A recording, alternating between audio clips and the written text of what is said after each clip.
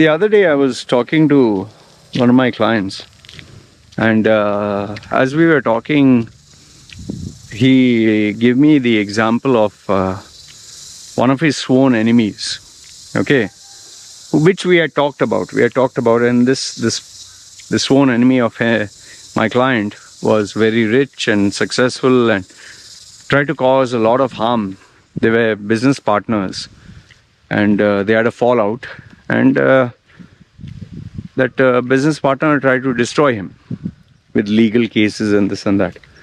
So in the end, finally things were sorted out, and but yes, my client did suffer a lot. Okay, obviously, because he's my client, I'm on his side. But now when I was talking to my client shared with me that this partner of his got into a massive legal hassle, as he had multiple companies and multiple partnerships. He was the type of guy who would have many business ventures, many partnerships. He got into a business venture with someone very powerful, very, very powerful. And the deal went south. And obviously egos were involved. And this guy, it seems, that powerful guy has literally destroyed him. Destroyed him in more ways than he can handle. And with the problem is this, the fool tried to take it legal. So instead he got bit slapped with more legal cases, and now he's in serious trouble. Serious. To the extent whereby it is not only impacting him, his health, his business, his everything.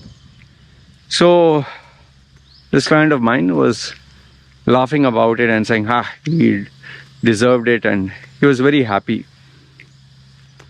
So I listened to him. He obviously, he wants to share his feelings.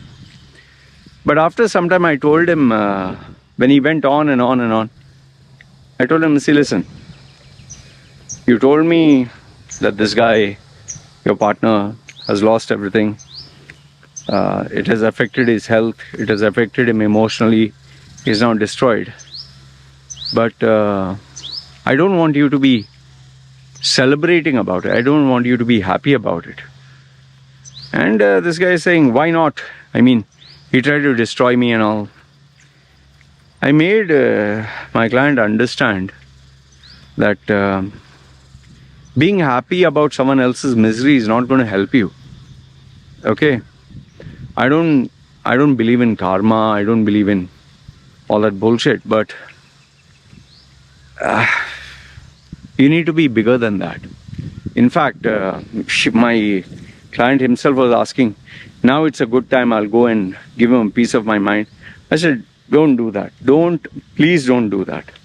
Because when someone is down, you should not kick them. You should not feel, now I'm going to hit you because now you are injured. And you need to be bigger than that. When you want to fight with someone when he is equal to you. If you want to fight. My first preference is not to fight. But if you are going to fight with someone when they're equal to you. But the day they are injured or they've lost everything and they cannot even fend for themselves, then why attack? So I had to literally convince the client. I know the client is not convinced, and the client is tempted to give back because there was a lot of pain. Lot of pain. The legal case went for months and months. You know how legal cases are. And he suffered quite a bit. But I told him, instead of focusing on laughing, mocking and gloating over him, use the same energy to build yourself and become a better individual. In fact, this is the same advice I gave to my wife. When after we got married, my wife told me that her ex-husband, that is two of them who were married, they got in touch and they wanted to add her on Facebook. In fact, even the ex-husband's mother, who used to treat my wife like dirt, who used to tell her that she's ashamed of her, she's ugly, and make fun of her. She used to always tell my wife, imagine my wife's ex-mother-in-law used to tell my wife that her son gets white women from the West. If you look at if you look at him, he looks like one of those, not to be rude, but he looks like one of those, I don't know, you could say cleaners, okay? Small face and small physique, and I sometimes tease my wife about it. I was like, I thought you had good taste in men, So a simple guy, he is a small mustache and bald and little hair here and there.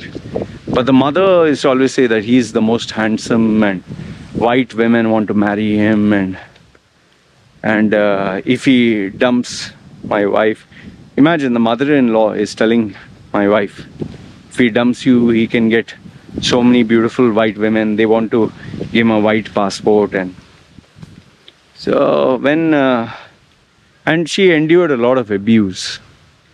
Even when they would go out, they would not take her with them, because they were so ashamed. Even on social media, he would take photographs with his friends and other girls, but never with, that time she was his wife. So, but now they wanted to add her up, and they were following her on social media. So she told me about it, and they even sent messages. So she said, I'm going to respond with bad words. I said, no need. No need to respond with bad words, nothing. Just let them be. Leave it as it is. Let them follow you, whatever, but don't add them as a friend if you don't want to. So my wife said, okay. But finally, I guess she couldn't take it anymore, and she told me she just wants to block them. And the funny thing is, even after blocking them, they created new accounts and tried to add her up. So I just told my wife, leave it. The only thing that my wife did do was share it with the mother and her family, because they endured a lot of pain and they were laughing about it. But I told them, don't need to mention it on social media, don't brag about it, don't be happy. And the ironical thing is, the guy who dumped my wife saying that she was ugly, she left him actually, and he went on for a slightly rich old lady.